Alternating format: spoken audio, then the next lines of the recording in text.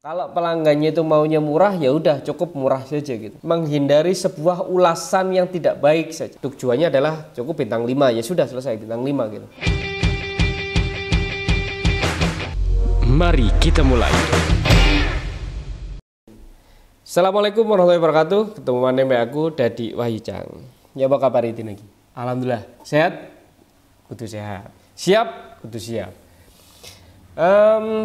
Hari ini saya akan sedikit memberikan insight bahwa kemarin ada teman gitu mengajak diundang dalam sebuah acara gitu tentang materinya adalah delight customer gitu. Nah, hari ini saya akan menyampaikan bahwa ada dua tipe customer yang bisa saya sampaikan kepada teman-teman. Yang pertama adalah customer satisfaction, yang kedua adalah customer delight.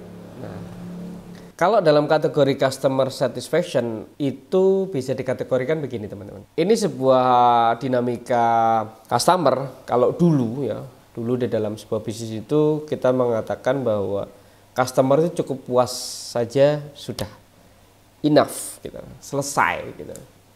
Tapi hari ini kita nggak akan pernah cukup puas kalau hanya sekedar cuman puas saja gitu. Kita itu sekarang yang dibutuhin adalah super puas. Nah, super puas inilah dalam masuk kategori customer delight gitu. Kalau customer satisfaction itu hanya cukup begini, memenuhi harapan pelanggan, selesai gitu. Kalau pelanggannya itu maunya enak, ya sudah cukup enak saja gitu. Kalau pelanggannya itu maunya murah, ya udah cukup murah saja gitu. Kalau pelanggannya hanya kepingin sebuah makanan yang cepat, ya sudah selesai, cepat saja. Puas, ya sudah selesai gitu. Itu masuk di dalam kategori customer satisfaction.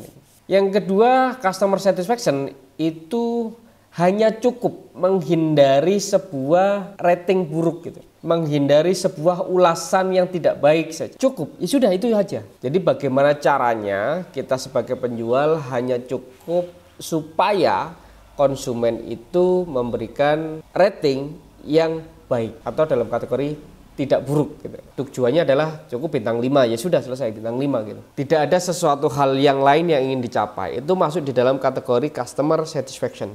Ada satu hal lagi, customer satisfaction itu hanya tujuannya mencapai sesuatu tujuan tanpa sebuah ikatan emosional.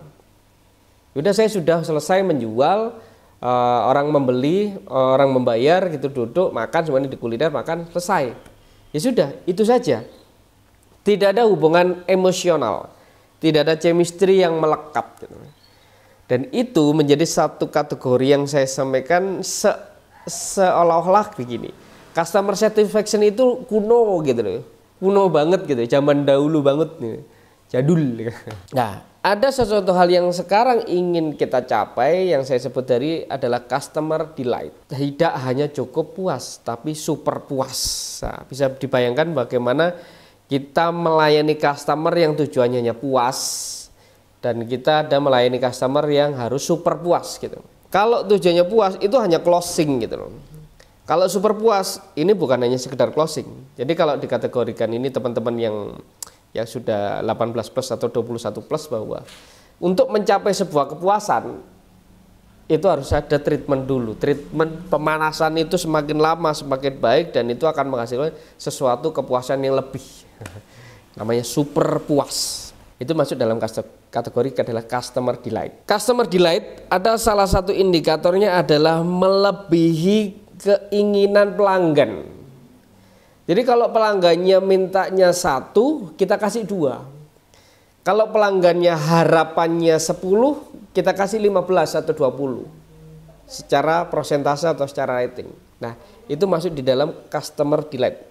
Yang kedua ada parameternya adalah tujuannya si customer delight ini adalah membangun sebuah loyalty brand, membangun sebuah keloyalan, akan membangun fan base, akan membangun sebuah pembela bagi sebuah brand itu sendiri. Ini punya tujuan. Tadi customer itu tidak hanya sekedar menjual, tapi bagaimana menciptakan sebuah pembela, seorang loyalis terhadap sebuah brandnya.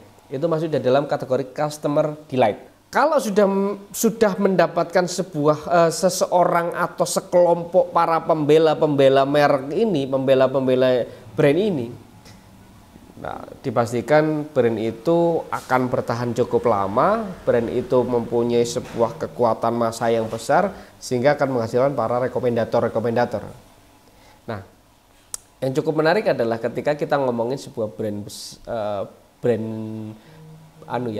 Korea gitu ya, yang namanya BTS, NCT dan segala macam itu pembelanya itu kalau seumurnya orang ngomongin si ini jelek, nggak baik atau seperti ini, wah, fanbase-nya itu menyerang orang-orang itu dengan tanpa lelah gitu.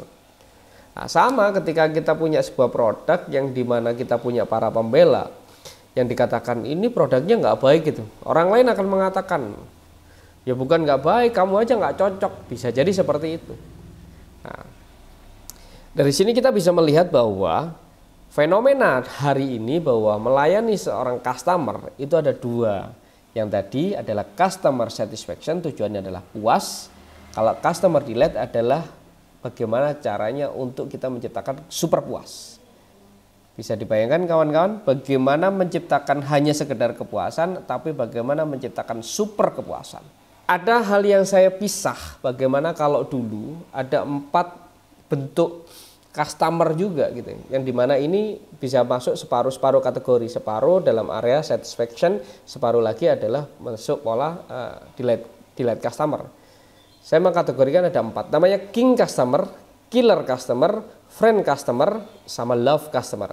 Lah, yang kedua ini king sama killer customer itu masuk dalam kategori zaman dulu kala customer satisfaction. Yang kedua adalah friend customer dan love customer itu masuk ke delight customer, dimana mengkonversi semuanya itu dengan bagaimana kita menciptakan teman, bagaimana kita tujuannya adalah saling mencintai dalam artian love customer yang menciptakan sebuah loyalis, sebuah brand yang akhirnya tidak akan pernah ada orang yang bisa masuk ke seseorang karena hanya sekedar diiming-imingi sebuah harga murah, katanya kualitasnya bagus dan segala macam. Enggak, saya sudah percaya betul dengan sebuah brand yang saya percayai, dan itu adalah goal sebuah customer delight.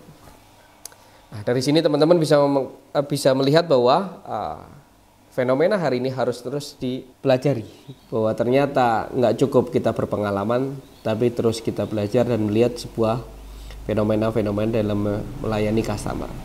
Terima kasih dari saya, Dadi Wahyucang, salam merah. Assalamualaikum warahmatullahi wabarakatuh.